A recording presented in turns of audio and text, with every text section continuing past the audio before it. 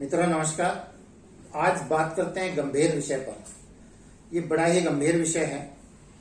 आपने कई बार देखा होगा कि घर में अचानक से कलह होने लगती है, आपस में तकरार होने लगता है, झगड़ा होने लगता है, दंगा फसाद होने लगता है।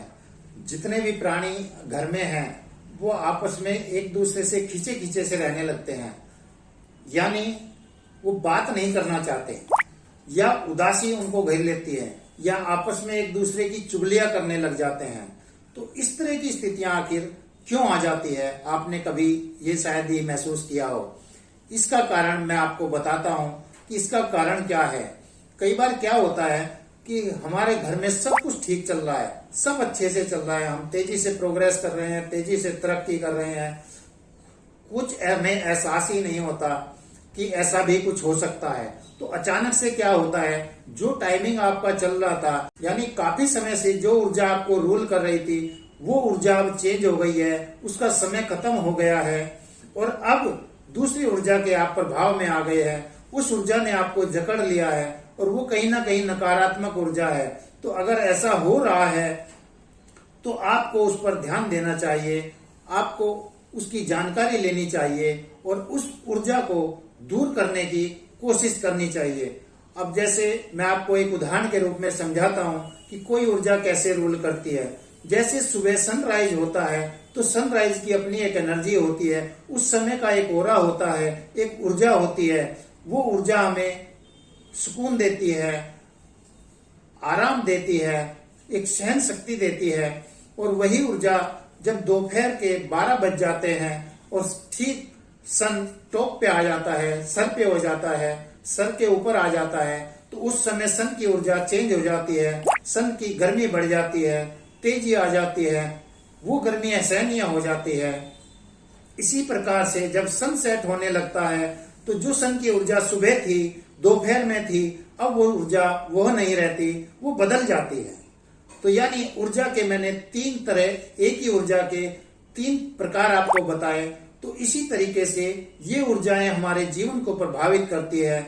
जब जैसी ऊर्जा के साथ हम चलते हैं या जो ऊर्जा हमें चलाने को रूल करती है, उसका प्रभाव हमारे जीवन में आता है और उसका प्रभाव के कारण ही कभी हम खुश होते हैं, कभी उदास होते हैं, कभी परेशान होते हैं, कभी चिड़चिड़े होते हैं, कभी बेचैन होते हैं, कभी छटपटाते रहते हैं। तो यदि ऐसा हो रहा है कि आपका काफी सब कुछ अच्छा चल रहा था, काफी दिनों से चल रहा था, लेकिन अचानक से ये क्या हो गया, तो आपको घबराने की जरूरत नहीं है। आप सीधा किसी भी विद्वान के पास जाइए, अपनी कुंडली का आकलन करवाइए और अपनी कुंडली का आकलन करवाने के बाद जो भी विद्वान अपनी राय आपको देता है उसके अकॉर्डिंग काम कीजिए। सपोज करो आपकी काफी दिनों से गुरु की महादशा चल रही थी, जो उसका एक फिक्स टाइम है, उसके अंदर आपने बड़ी प्रोग्रेस की, बड़ी तरक्कियां की, पीछे मुड़कर नहीं देखा, आपने खूब ऐशो आराम भोगा, खूब तरक्की की, खूब ऊंचाइयों को छुआ। अचानक से क्या हुआ कि गुरु की दशा आपकी समाप्त हो गई और जैसे ही वो गुरु की दशा समाप्त हुई तो उसके बाद शनि की महादशा आपको मिल गई। अब शनि अगर आपका खराब है, कहीं पाप प्रभाव में है, किसी पापी ग्रह से पीड़ित है या उसकी ऊर्जा कम है, अब आप ऐसे नहीं चल पाएंगे जब तक कि आप उस ऊर्जा को बैलेंस नहीं करेंगे। तो आप विद्वान से मिलकर के उसकी जानकारी ले लीजिए और जानकारी लेकर के वो अगर ग्रह शांति की बात आपको बताते हैं तो ग्रह शांति कीजिए, कोई दान की बात बताते हैं तो दान कीजिए, या कोई रत्न धारण की बात बताते हैं तो रत्न धारण कीजिए।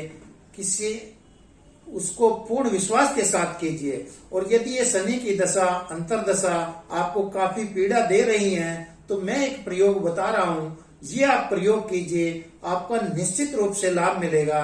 और इस प्रयोग को 4 बार कीजिए। 4 बार करने से ही इसका प्रभाव आपको नजर आ जाएगा और जो आपको बेचैनी हो रही थी, छटपटाहट हो रही थी, परेशानियां हो रही थी, आपका मन उदास हो रहा था, उससे आप निश्चित रूप से बाहर आ जाएंगे।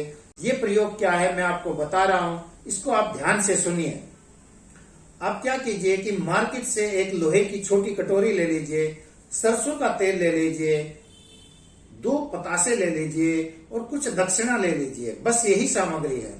एक लोहे की कटोरी सरसों का तेल इतना भर लीजिए जितने में कि वो कटोरी भर जाए, और 2 पतासे ले लीजिए। दक्षिणा के रूप में 10 का या 5 का सिक्का ले लीजिए।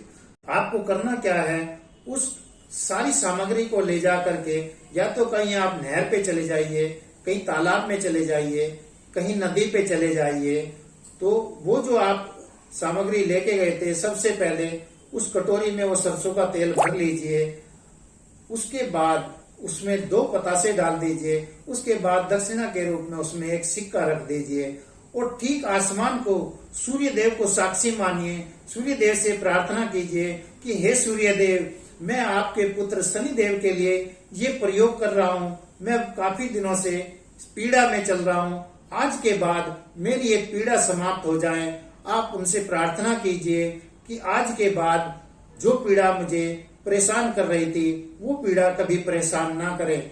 और यहाँ पे उस सारी सामग्री को हाथ में लेकर के ओम शम शनैश्चराय नमः, ओम शम शनैश्चराय नमः 108 बार जाप करके सूर्य को साक्षी मान करके उसे जल प्रवाह कर दीजिए, और जल प्रवाह करके वापस अपने घर आ जाइए। हाथ पैर मुंह धो लीजिए और शांति से रहिए। ऐसा आप 4 बार कीजिए। ठीक दोपहर को 12 बजे कीजिए। तो मैं ये कह रहा हूं कि आपको जिस पीड़ा से परेशानी हो रही थी, जो समस्याएं आपके सामने आ रही थी, ये प्रयोग करने के बाद वो समस्याएं निश्चित रूप से समाप्त हो जाएंगी और आपको इसका विशेष लाभ मिलेगा। ये बहुत ही सार्थक और सटीक प्रयोग है। आप इसको कीजिए, लाभ उठाइए, अपने जीवन को सरल और आसान बनाइए। इस वीडियो को लाइक कीजिए, शेयर कीजिए, सब्सक्राइब कीजिए। मिलते हैं नई वीडियो में नई समस्या के साथ, नए उपायों के साथ, जो आपको लाभकारी होंगे, आपके जीवन को मधुर बनाएंगे।